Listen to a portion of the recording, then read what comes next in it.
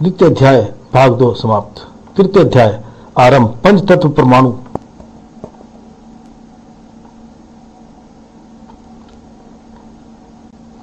तुम मुझसे पहले मरुस्थी की अस्थियों तक कैसे पहुंच गए? मैंने तो तुम्हें ऊपर की ओर उड़ान भरते देखा था। तुमने शायद युगम की बात ध्यानपूर्वक नहीं सुनी। नाग के वीर युगम ने कहा था कि ये अस्थि पठार मरुस्थी की अस्थियों से उपजे हैं। यदि वो अस्थि पठार ब्रह्मा जी की सृजन शक्ति मरुस्थी की अस्थियों तक पहुंचने हेतु निर्मित थे, तो इसका सीधा तात्पर्य था कि उसकी अस्थियों से जुड़ी है सुरंगें।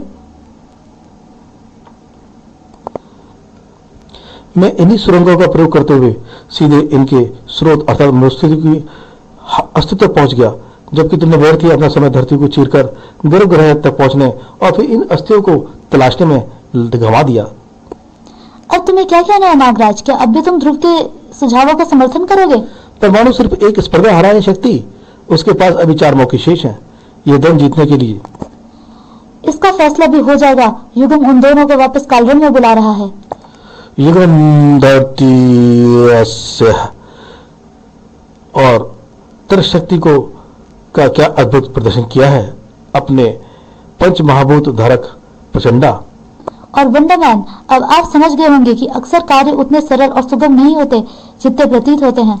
अगर मास्टर युगम का हाउ टू मेक परमाणु a better super hero lesson समाप्त हो गया हो, तो हम अगली स्पर्धा शुरू करें। अब मुझे अपना युग बचाना है और मेरे पास किसी बेकार बकवास के लिए समय नहीं है। सही कहा आपने वंडरमैन। समय नष्ट करना उचित नहीं, पर फिर भी समय को तो कोई नष्ट कर नहीं सकता, क्योंकि समय अर्थात युगम अनश्वर है। ठीक इसी भंगुर तारामंडल की तरह, जो कि आप दोनों की अगली प्रतिस्पर्धा का आधार है।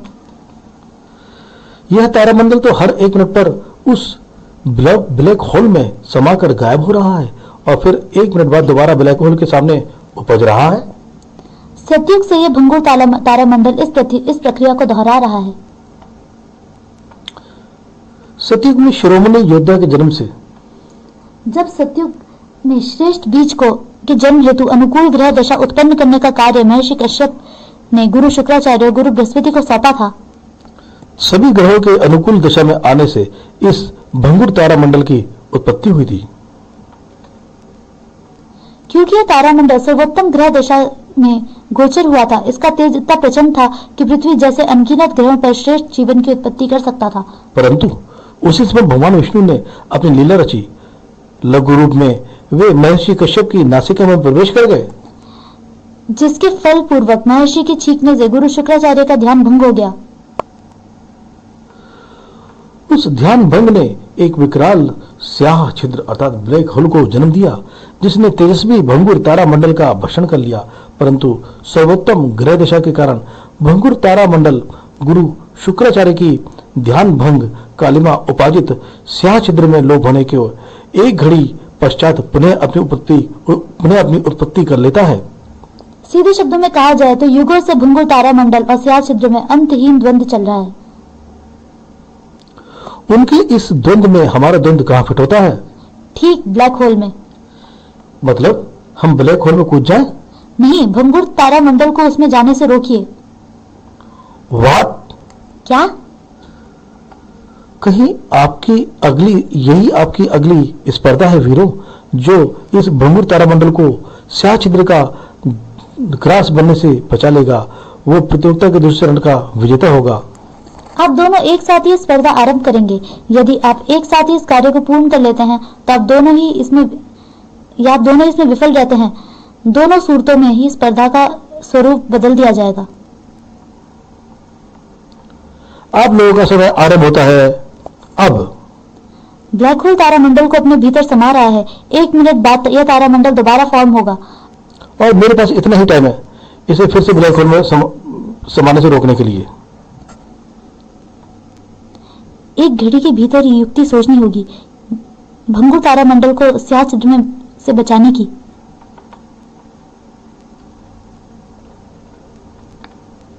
सबसे पहले तो अपना सही बढ़ाना होगा। इतने बड़े तारामंडल को बचाना है तो अपने कद भी बड़ा करना पड़ेगा। परमाणु की विज्ञान शक्तियां वाकई अद्भुत हैं। खुद देवताओं ने पंच महाभूतों की शक्ति से प्रचंडा का निर्माण किया है। इसके लिए स्पर्धा जीतना मुश्किल नहीं है। पर मुझे अपने शरीर में मौजूद जान का हर कतरा लगाना होगा। तारामंडल फॉर्म हो रहा है और इसे दोबारा ब्लैक होल में समाने से रोकने के लिए एक ही उपाय है, परमाणु रोप्स में इनका कवर कर देना। मेरे ब्रेसलेट से निकलती परमाणु रोप्स दरअसल मेरे स्टेम सेल्स का ही विस्तार है, जिसे मेरी पोशाक में लगे atomic generator charged atomic cells के साथ गूंथकर परमाणु रोप्स बनाते हैं। मेरा ये अति विशाल का रूप मुझे इतनी भारी मात्रा में परमाणु रोप्स जनरेट करने की क्षमता तो दे रहा है, जिनसे इस तारामंडल के तारों को लपेटा जा सके। पर तेजी से होते स्टेम सेल्स का क्षरण मेरी शारीरिक ऊर्जा का स्तर तेजी से घटा रहा है। दूसरे, मेरी पोशाक भी अत्यधिक मात्रा में परमाणु रोप्स जनरेट करने के कारण ओवरलोड से बुरी तरह तप रही है। अगले 1 मिनट तक मुझे इन सभी तारों को ब्लैक होल में समाने से रोकना है। देखना यह है कि अगले 1 मिनट में मैं स्टेम सेल्स के शरण से मरूंगा या कॉस्ट्यूम के ब्लास्ट होने से। परमाणु बहुत बड़ा रिस्क ले रहा है। हम 1 मिनट बीत गया, मैंने एक भी तारे को ब्लैक होल में नहीं जाने दिया। प्रचंडा, तुम हार गए।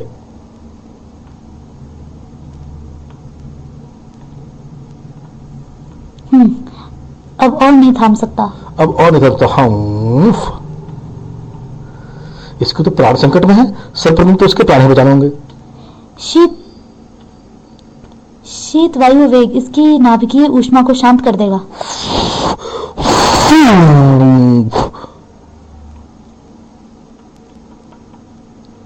अपने प्रतिद्वंदी के प्राण बचा रहा है मूर्ख। एक रक्षक का धर्म यही है शुक्र शिष्य। प्रचंडा ने परमाणु की प्राण रक्षा करके एक उत्कृष्ट महानायक होने का परिचय दिया है। एक पल को तो लगा था कि स्पर्धा जीतने के लिए कहीं परमाणु को खोना ना पड़ जाए, लेकिन अफसोस, नागराज के परमाणु की यह कुर्बानी भी व्यर्थ जाने वाली है। व्हाट?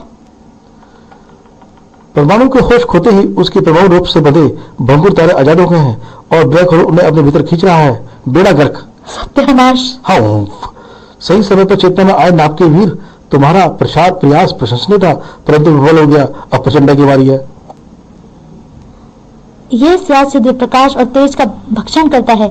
एक घड़ी पश्चात भंगुर तारामंडल जैसे ही पुनः उदित होगा, यह स्याह छिद्र तारों के प्रकाश का भक्षण करना प्रारंभ कर देगा, परंतु उससे पूर्व भी इस स्याह छिद्र को साक्षात अग्निदेव की प्रचंड अग्नि का भक्षण कराएगा प्रचंडा। श्रीमान, प्रचंडा की अग्नि से स्याह छिद्र लघु आकार कैसे हो रहा है? योद्धा, यह स्याह छिद्र प्रकाश का तेज भक्षक है, क्योंकि भंगुर तारामंडल इसकी इस शुदा को शांत नहीं करते हुए हर बार पुनः उदित हो जाता था। इसलिए स्याह छिद्र उसका दोबारा भक्षण करने का प्रयास करता था। प्रचंडा की अग्नि के तेज ने स्याह छिद्र की शुदा शांत कर दी है, इसलिए ये लोगाकार होकर गायब हो रहा है। अति उत्तम पंच महाभूत धारक प्रचंडा, आपकी तीव्राग्नि से स्याह छिद्र की शुदा शांत कर उसे लोप कर दिया है आपने। भंगुर तारामंडल अब निर्विघ्न रूप से अपने स्थान पर विद्यमान है। इसके साथ ही आपने प्रतियोगिता को द्वितीय चरण की स्पर्धा भी जीत ली है। बहुत बहुत बधाई प्रचंडा। प्रचंडा प्रचंडा प्रचंडा प्रचंडा। बधाई के पात्र आप भी हैं वंडरमैन। आपने युग को बचाने के लिए अपनी जान दांव पे लगा दी, परंतु अफसोस शायद समय आपके साथ नहीं है। समय कभी किसी के साथ या खिलाफ नहीं होता। युगम समय वही करता है जो उसका धर्म है, जैसे इंसान वही करता है जो उसका कर्म है। वाह, क्या बात कही है वंडरमैन, दिल जीत लिया तुमने। लेकिन इस प्रतियोगिता को जीतने का यह तुम्हारा अंतिम अवसर है। ये तुमने इसमें चूक की तो प्रचंडा यह प्रतियोगिता 3-0 से जीत जाएगा। कौन हारेगा कौन जीतेगा तो समय ही बताएगा। और आपके तीसरे चरण की स्पर्धा क्या है, यह बताएगी समय की सारणी अवधि। तीसरी स्पर्धा के लिए आपको मेरे साथ चलना होगा। करांत ग्रह पर। यहाँ तो चहु और सिर्फ कण ही कण है, क्योंकि यह महर्षि करांत का ग्रह है। सही समझे? यही वही महर्षि करांत जिन्हें प्राचीन काल में कण की खोज कर ली थी। सही समझे परमाणु, इस ग्रह का नाम उन्हीं महर्षि करांत के नाम पर पड़ा है। महर्षि करांत ने न सिर्फ इस सत्य की खोज की थी कि इस ब्रह्मांड के प्रत्येक वस्तु का मूलाधार कण यानी परमाणु है, बल्कि उन्होंने कणों में छुपी हुई असीमित ऊर्जा की भी खोज कर ली थी। महर्षि करांत ने ब्रह्मांड में फैले विभिन्न ऊर्जा स्रोतों को अपने शरीर के कणों में समाहित करने की शक्ति अर्जित कर ली थी, जिसके फलस्वरूप उनके शरीर के कण अनगिनत ऊर्जाओं का संचय केंद्र बन गए। परंतु कणाद भी जीवन मृत्यु के सिद्धांतों से ऊपर नहीं थे। अपना अंत समय आने पर उन्हें ये चिंता सताने लगी थी कि कहीं उनकी मृत्यु पश्चात उनके ऊर्जा केंद्र बने शरीर का तामसिक शक्तियां दुरुपयोग न करें। लेकिन मृत्यु के बाद तो मनुष्य के शरीर से हर प्रकार की ऊर्जा खुद ही निकलकर ब्रह्मांड में लोप जाती है। यदि ऐसा होता तो महर्षि दधीची की अस्थियों में संचित सत्य रूपी ऊर्जा से इंद्र वज्र निर्माण कैसे करते? पूर्व काल के वीरों की शक्तियां तुम्हारे वैज्ञानिक ज्ञान से कहीं अधिक वृहद है परमाणु। ज्ञान और शक्तियां किसकी वृहद हैं, इसका फैसला भी कर लेते हैं। आराम से वीरों, आपकी शारीरिक द्वंद की अवधि अभी आरंभ नहीं हुई है। फिलहाल इस तपस्या पर ध्यान दें, इस स्पर्धा पर ध्यान दें। हाँ, तो मैं कह रही थी, अपना अंत समय आने पर महर्षि कणाद ने अपने शरीर में संचित समस्त ऊर्जा को अपने एक कण में समाहित किया और उस कण को अपने शरीर से अलग कर कणाद ग्रह पर भेज दिया ताकि उनकी संचित ऊर्जा का असुरी शक्तियां दुरुपयोग न कर सकें। इस पूरे ग्रह में जो इतने असंख्य कण फैले हुए हैं जिनकी गणना भी नहीं की जा सकती, आप दोनों को इन्हीं असंख्य कणों में से महर्षि कणाद का वो एक दिव्य कण ढूंढना है, वो भी अगली 3 घड़ी के भीतर ही। यह 3 मिनट की डेडलाइन क्यों?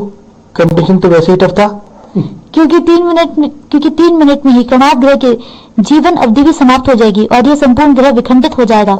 और यहाँ तैरते असंख्य कणों के साथ ही महर्षि कणाद का भी वो दिव्य कण भी अनंत अंतरिक्ष में सदा के लिए खो जाएगा। स्पर्धा आरंभ करिए वीरों। अनगिनत तैरते कणों में से एक कण कैसे तलाशेंगे ये?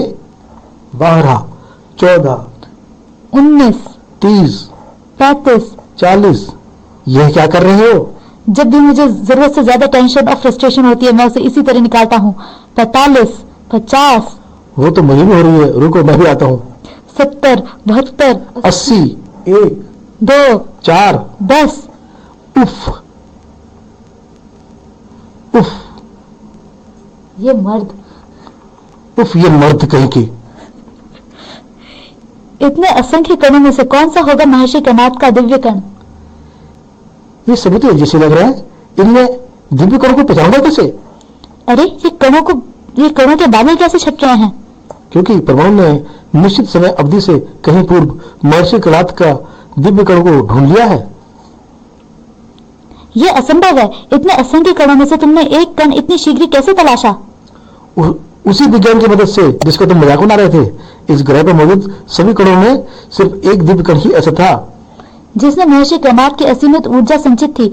मेरी बेल्ट में लगे एनर्जी फाइंडर ऊर्जा खोजी यंत्र ने उस असीमित ऊर्जा के स्रोत को अपने साधन का स्थान तलाश कर लिया और मैं कण तक पहुंच गया। बूम! इसके साथ ही प्रतियोगिता के इस चरण में परमाणु ने विजय प्राप्त कर ली है। बूम! अब समय है वापस चलने का क्योंकि कणाद ग्रह नष्ट हो रहा है। बूम! बूम!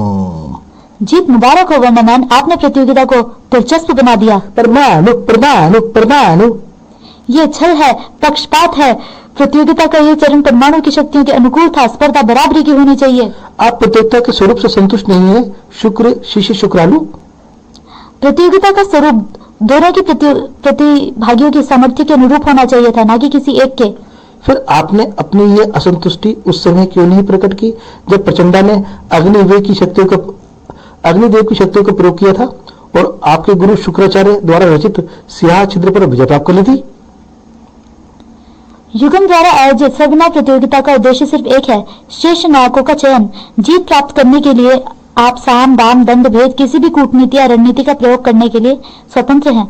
यहाँ नो होल्ड्स बार्ड का रूल चलता है। शक्ति आप सभी नायकों के पास है। आप उसका प्रयोग कब और कैसे करते हैं, यही आपकी जीत हार को निर्धारित करता है। और हार की तलवार अभी भी आपके सिर से हटी नहीं है वंडरमैन। यदि अगली स्पर्धा में भी आप जीतते हैं तो 2-2 से बराबरी, अन्यथा 3-1 से हार। उससे पहले महर्षि कणाद के इस दिव्य कण का होगा क्या? दिव्य कण ने अपना योग्य धारक चुन लिया है। इसका मतलब क्या हुआ? अरे ये कण तो मुझ में समा रहा है। कुछ सवालों का उत्तर समय स्वयं ही दे देता है वंडरमैन। प्रतीक्षा करें। फिलहाल आपकी प्रतियोगिता के अगले चरण का समय है और वो दिव्य कण जो है परमाणु में समा गया, जहां एक बार फिर अवधि आप दोनों को लेकर जाएगी। जाने अब कौन सा नजारा पेश आने वाला है। 1150, हम 1272, हो हफ हफ हफ।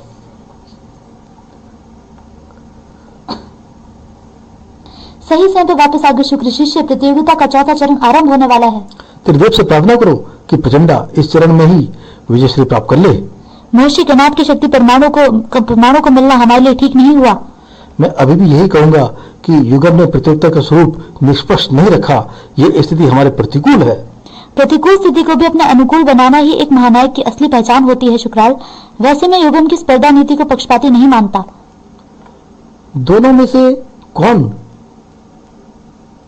प्रतिकूल को अनुकूल करने की अधिक क्षमता रखता है? हम गंतव्य पर पहुंच गए वीरों। एक और विचित्र स्थान। ये प्रतियोगिता तो हर चरण के साथ जटिल होती जा रही है। क्या है ये? यह पंचतत्व स्थान है वीरों। देवताओं के सृजन से भी पूर्व ब्रह्मांड की संरचना करने हेतु भगवान विष्णु, ब्रह्मा और महादेव शिव ने पंच महाभूतों का सृजन किया, जिससे संपूर्ण ब्रह्मांड की संरचना हुई। पंचतत्व स्थान त्रिदेव द्वारा रचित वो प्रतिमान है जिसके आधार पर ब्रह्मांड और जीवन की उत्पत्ति हुई। यार, तुम लोग इतनी कठिन हिंदी क्यों बोलते हो? अब ये प्रतिमान क्या है? भाषा कोई भी हो, उसका शुद्ध और सही स्वरूप में प्रयोग किया जाना ही उसकी गरिमा बढ़ाता है। देवनागरी तो स्वयं देवों की भाषा है। इसमें त्रुटि या अशुद्धि आर्यवंशों को शोभा नहीं देती। वैसे आपकी सुविधा के लिए बता दूं, प्रतिमान का अर्थ होता है डमी मॉडल। जैसे आपके युग में गगनचुंबी भवन निर्माण से पूर्व उनमें उनके डमी मॉडल तैयार किए जाते हैं, कुछ वैसा ही। यानी यह जगह त्रिदेव द्वारा तैयार किए गए 5 एलिमेंट्स का डमी मॉडल है। सही समझे। हमें करना क्या है? अपनी संपूर्ण शक्ति लगाकर इस स्थान पर एक दूसरे से द्वंद्व करना है। लड़ना है, पर कब तक लड़ते रहना है? जब तक आप में से कोई एक लड़ पाने योग्य ना बचे। वो कहते हैं ना आपके युग में, हाँ, लास्ट मैन स्टैंडिंग मैच। आप दोनों को मेरी शुभकामनाएं वीरों। आशा करती हूँ कि आप अपनी शक्तियों का न्यायोचित प्रयोग करेंगे। आपकी स्पर्धा आरंभ होती है अब। औपचारिकता और शिष्टाचार बहुत हुआ, अब सीधे मुद्दे पर आते हैं। औपचारिकता और शिष्टाचार का बहिष्कार। वाह, क्या कहने हैं तेरे यार। अब तो तुमने अपनी सुना ही दी है धूम। Boom boom. तो जरा मैं भी कर लूं बूम बूम। उफ, परमाणु के आणविक वारों की शक्ति का नमूना पहले भी देख चुका हूँ। शबक। ऐसे 2-4 आणविक वार और लग गए तो मैं वाकई खड़ा होने योग्य नहीं रहूंगा। इस बार तो इस जलप्रपात ने बचा लिया। अद्भुत है ये जलप्रपात। इसकी शीतलता ने तो न सिर्फ आणविक वारों की तीव्र पीड़ा को तत्क्षण ठीक कर दिया, बल्कि मेरे शरीर में नव ऊर्जा का संचार कर दिया है। इस प्रपात ने भले ही मेरे घाव भर दिए हैं, पर इस प्रपात की तीव्र वेग परमाणु को इतने घाव देगा कि वो इसकी गणना भी नहीं कर सकेगा। अगर मेरे गैजेट्स और कॉस्ट्यूम की सॉकेट्स पर फाइन वाटरप्रूफ लेयरिंग नहीं होती तो ये राउंड का समापन अभी ही मेरी हार के साथ हो गया होता। वैसे मेरी पोशाक की शॉक एब्जॉर्बिंग लेयर ने इस बार तो पानी के प्रचंड वेग से मेरी हड्डियों को टूटने से बचा लिया। पर भाखड़ा नंगल डैम का ये बाप अगर मुझ पर यूं ही बरसता रहा तो मेरी अस्थियां प्रवाहित करने की जरूरत नहीं पड़ेगी।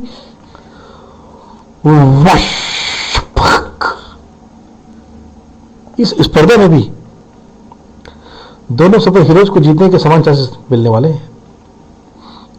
अब शुक्रार को युगम से शिकायत नहीं होगी। पर वह तो फाउल प्ले है। प्रचंडा पंच तत्वों की शक्ति का धारक है और स्पर्धा ऐसी जगह हो रही है जो पंच तत्वों का केंद्र है। ऐसे में परमाणु से जीतने का उसके चांसेस ऑटोमेटिकली बढ़ जाते हैं। मुझे लगता है कि जो हम देख समझ रहे हैं माल्टा उससे कहीं से अलग ही कुछ है। तुम कहना क्या चाहते हो ध्रुव? यही कि अगर युगम को पक्षपात करके प्रचंडा को ही जताना होता तो स्पर्धा चौथे की बजाय तीसरे नंबर पर होती और प्रचंडा इसे 3-0 से जीत लेता। ऐसा नहीं होना साबित करता है कि इस स्पर्धा में भी दोनों सुपर हीरोज की जीतने के समान चांसेस मिलने वाले हैं। फिलहाल तो ऐसा होता नजर नहीं आ रहा। पानी के मार से निपटने के उपाय ही नहीं सूझा था अभी तक। इस कमबख्त ने मुसीबत का लेवल अपग्रेडेशन कर दिया। अद्भुत। पंच तत्व स्थान तो स्वर्ग तुल्य है। असीमित शक्तियों का भंडार है। यह ऐसी शक्तियों का स्वामी जिसका स्वामी सिर्फ प्रचंडा है। सिर्फ प्रचंडा। पानी और चट्टानों की मार से ये मुझे उस वायु चक्रवात के भीतर धकेलने की कोशिश कर रहा है। आखिरकार खुद को इस चक्रवात की चपेट में आने से नहीं बचा सका मैं। यह चक्रवात तो उस आग उबलते ज्वालामुखी की ओर बढ़ रहा है। ज्वालामुखी से निकलती तीव्र अग्नि की ऊष्मा ने परमाणु को अब तक अवश्य मूर्छित कर दिया होगा। यह चरण और प्रथम प्रतियोगिता तो मैं जीत ही चुका हूँ। अब चलकर परमाणु को ज्वालामुखी से निकाल लिया जाए। वाह, क्या क्या कंसर्न है। मेरे तो आंसू ही निकल गए। अब तुम्हारे भी आंसू निकलेंगे प्रतियोगिता जीतने के बिखरे अरमानों के साथ। बूम! परमाणु तो सही से ज्वालामुखी से बाहर कैसे आ गया? अपने एंटी लावा सूट की मदद से, जो कि सूक्ष्म रूप से मेरी बेल्ट में मौजूद था और जिसे ज्वालामुखी में गिरने से पूर्व मैंने धारण कर लिया था। अब इसे पहने रहने की कोई जरूरत नहीं है। एंटी लावा सूट डीएक्टिवेट।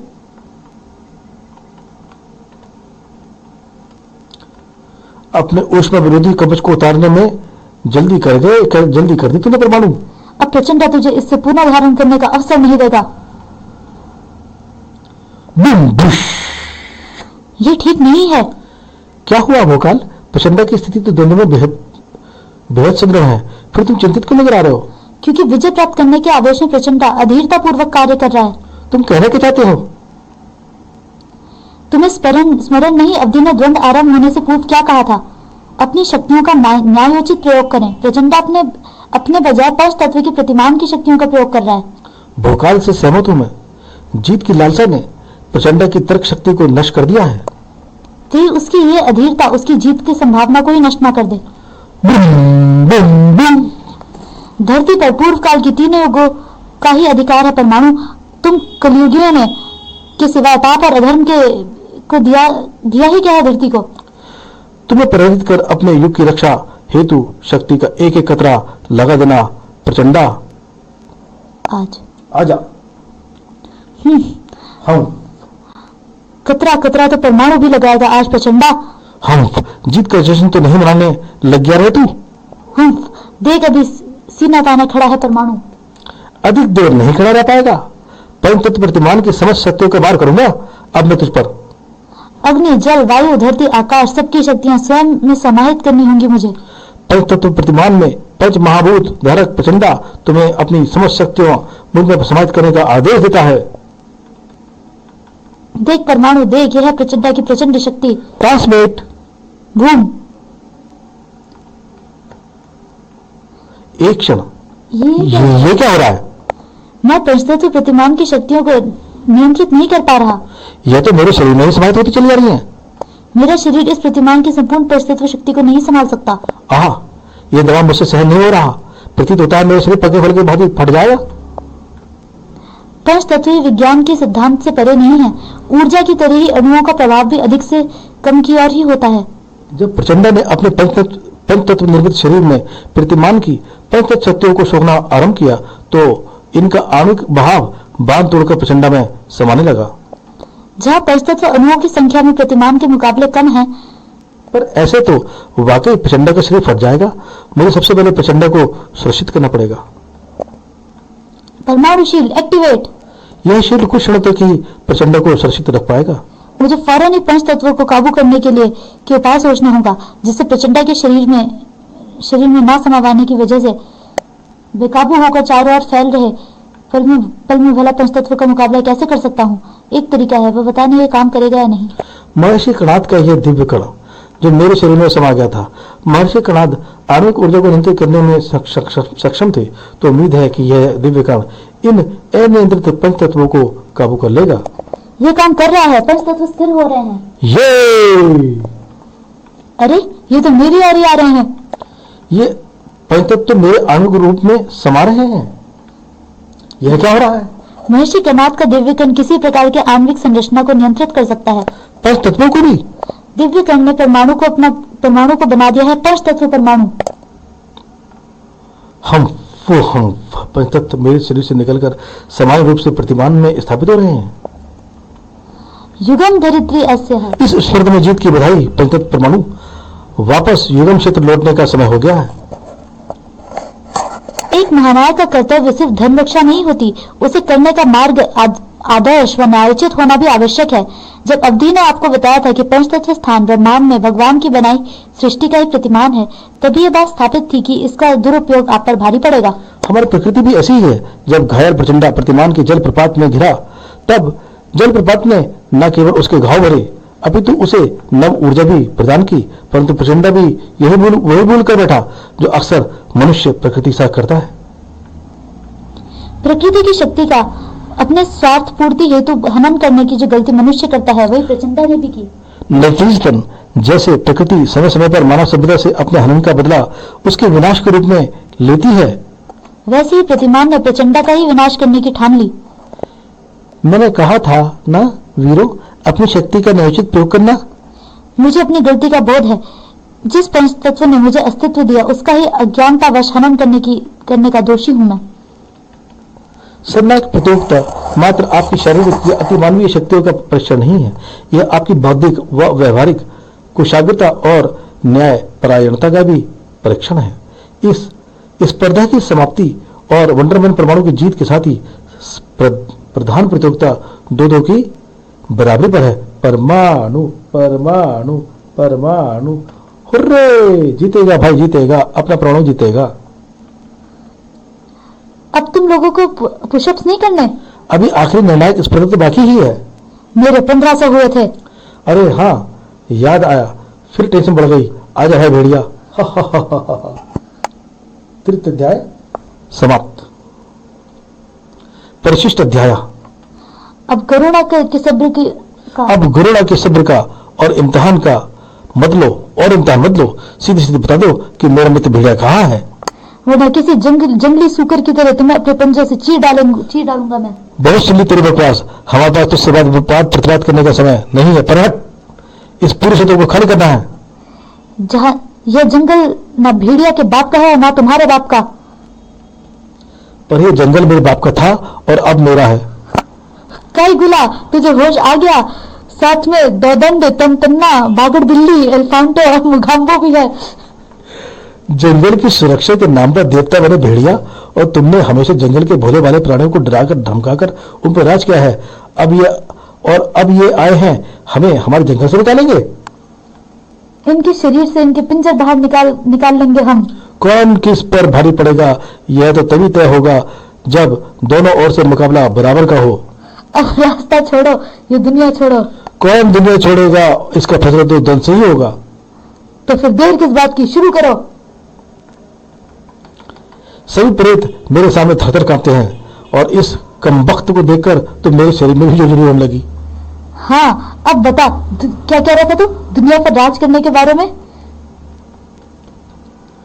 उफ, हम असंभव। कोई प्रेत इतना शक्तिशाली कैसे हो सकता है कि सदन को परास्त कर दे? क्योंकि मैं प्रेत नहीं, मुर्दा हूँ, जिंदा मुर्दा एंथनी गोंजाल्विस। एंथनी गोंजाल्विस आ गई है। बड़े काम का मुर्दा है तू। ज़ूम धाक। बस तेरी लगाम थोड़ी कसनी पड़ेगी। इसके बाद तू काउंट ड्रैकुला की डेड इंक का सलार बनेगा। काउंट ड्रैकुला आ गया। सर्वनायक द्वितीय खंड समाप्त। सर्वनायक महामाया महागाथा जारी रहेगी आगामी कॉमिक्स सर्व संग्राम से। तो साथियों, इस प्रकार सर्वनायक सीरीज का ये द्वितीय खंड समाप्त होता है, जिसका नाम था सर्वदमन। साथियों, ऑडियंस, आप कमेंट करके बताएं कि यह कॉमिक्स आपको कैसा लगा, और आप भविष्य में भी आगे कौन सी कॉमिक्स पढ़ना चाहते हैं, किसमें आपका इंटरेस्ट है, वो हमें बताएं। हम कोशिश करेंगे उन्हें आपके सामने लाने की और आपका मनोरंजन करने की। और आपसे अनुरोध है कि आप इस वीडियो को लाइक करें, शेयर करें, सब्सक्राइब करें, और हमारा इससे हौसला बढ़े।